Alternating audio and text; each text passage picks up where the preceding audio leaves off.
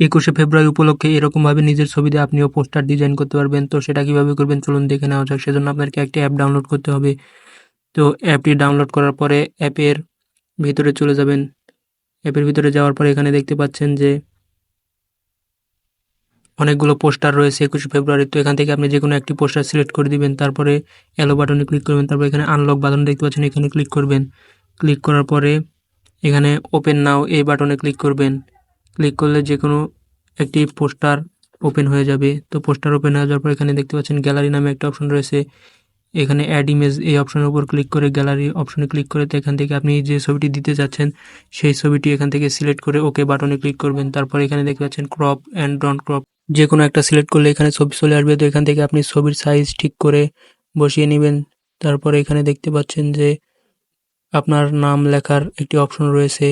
তো এই অপশনের উপর ক্লিক করলে আপনি এখানে নাম লিখতে পারবেন। তো এখানে ক্লিক করে দেখবেন যে নাম লেখার অপশন চলে এসেছে। এখানে আপনি আপনার নাম এবং পদবি লিখে দিতে পারেন। তারপরে এখানে সেভ বাটনে ক্লিক করলে ছবিটি সেভ হয়ে যাবে। তো এইভাবে আপনি করতে পারবেন। এখন এই অ্যাপটি ডাউনলোড করার জন্য গুগল প্লে স্টোরে চলে যাবেন। যাওয়ার পরে এখানে দেখতে পাচ্ছেন সার্চ বার, এখানে সার্চ করবেন ঈদ মোবারক পোস্টার, সার্চ করে দিবেন। তারপরে দেখতে পাচ্ছেন এই অ্যাপ চলে আসবে। এই অ্যাপটি ডাউনলোড করে নিয়ে এরকমভাবে 21শে ফেব্রুয়ারির পোস্টার ডিজাইন করে নিতে পারবেন।